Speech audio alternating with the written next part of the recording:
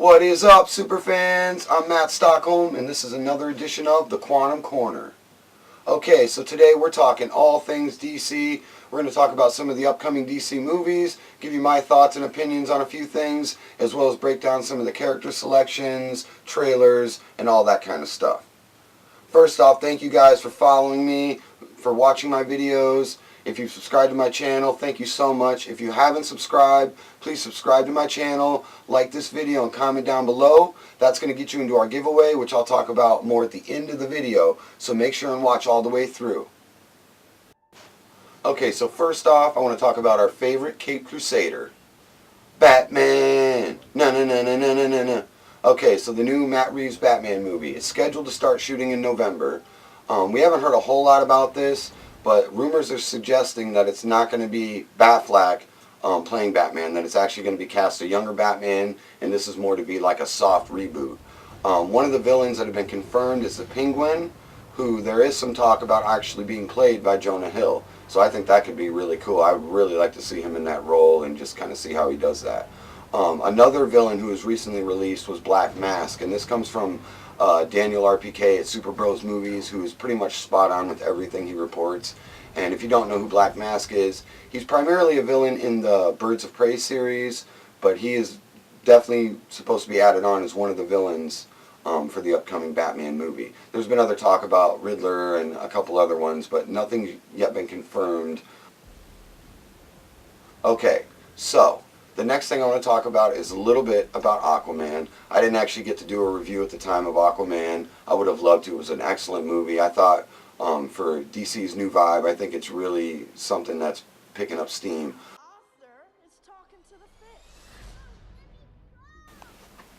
Okay, so Aquaman has been super popular. It's made like $1 billion, and I think it's helped to revamp the worlds of DC, which was previously called the DCEU. There was a statement recently released stating that they are just basically taking movies one movie at a time, that they're not going to worry so much about the shared universe and just kind of focus on this project and then the next project. The next movie I want to talk about is Wonder Woman 1984. If you're like me and you really like the first Wonder Woman movie, I thought it was really good, and again, I think it's going to help tie together for this DC Worlds to kind of build some momentum and start moving forward, because it's definitely been very one-sided with the MCU. And I definitely would like to see DC make some waves and kind of do a little more out there. I know they've had some movies that just didn't work, or things that, you know, flopped or whatever, but those are characters that are like all-time characters. When you're talking Batman, Superman, and even some of the villains, the Joker, I mean, the list goes on and on. There's just iconic people and characters all through DC Comics. Okay, so Wonder Woman 1984.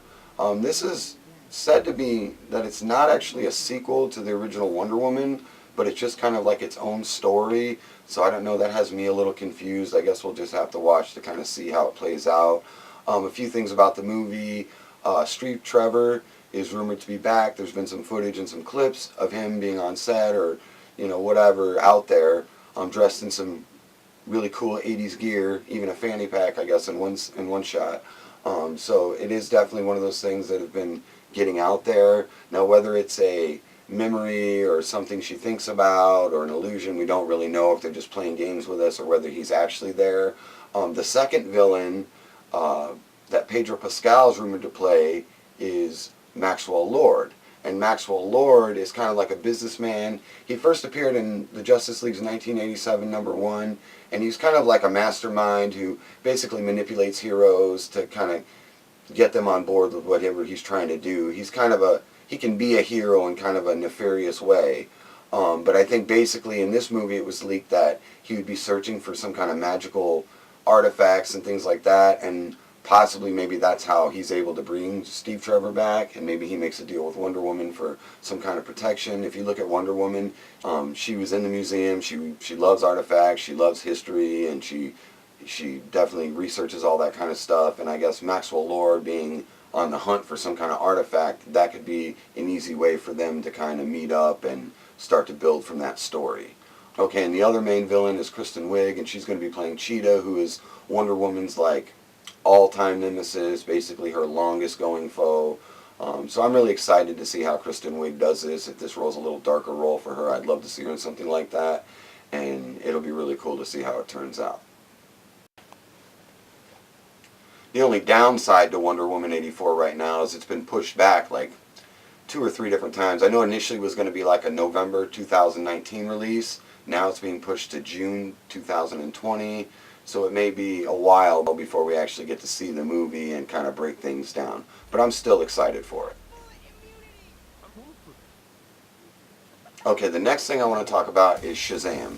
The new Shazam trailer just broke, and I really liked it. I think it's definitely like a different vibe from DC's normal darker stuff, which I do like the dark stuff from DC, but it's nice to get a little bit of variety. And I think the really cool spin on this is having Billy Batson, who is Shazam. He's the kid who turns into Shazam when he says the word Shazam! And having a kid inside of a superhero, I think that just makes for like a really cool concept and a really cool theme on this movie. Okay, so this Shazam movie is based on the Jeff Johns New 52 comic run. And basically Billy Batson is a kid who's tossed around in foster care, has some problems, family issues. He gets sent to this house where he meets Freddie Freeman. And through evolution of the story, on the subway cars where he meets this mystical wizard who gives him the power of Shazam. And then basically he's got to grow through this movie, learning how to use his powers. Freddie Freeman is like a huge fanboy in the movie, so if you see there's a bunch of like Justice League Easter eggs. He's got like a Superman figure. There's actually a bullet hanging on the wall that was from Batman vs. Superman, paper clips about the Justice League stuff. So he's kind of like the fanboy to help teach Billy Batson, aka Shazam, you know, about superheroes and about his powers, and that seems like kind of where they're going from the story. Okay, so Mark Strong is set to play the main antagonist, Dr. Savannah. And I think he's, you never know with movies, they're always kind of trying to hide you from something, but I think he is set to be the main antagonist. And then we see that Diamond Hussau is set to play the Wizard, which, if you know who he is, he's been in a ton of different movies. He actually is in the Captain Marvel movie, he was in the Guardians of the Galaxy, he's been in all kinds of movies. He's an amazing actor. So I think the cast that they built for this movie looks really, really good. I really like Mark Strong. He's another one that I think is just an amazing actor. So I'm really excited about a lot of the upcoming DC projects. I couldn't get into all of them today because there's just only so much you can do in one video. But thank you guys so much for watching. If you haven't subscribed to my channel, please subscribe to my channel. Like this video, comment down below. That will get you into the giveaway. We're doing a prize at 100, 500, and 1,000 subs. So keep watching, keep paying attention, keep sharing. And don't forget to let me know what you thought about the video. Leave feedback. I always appreciate any feedback I get from you guys. Thank you so much for the Quantum Corner. I'm Matt Stockholm saying, stay super, everybody.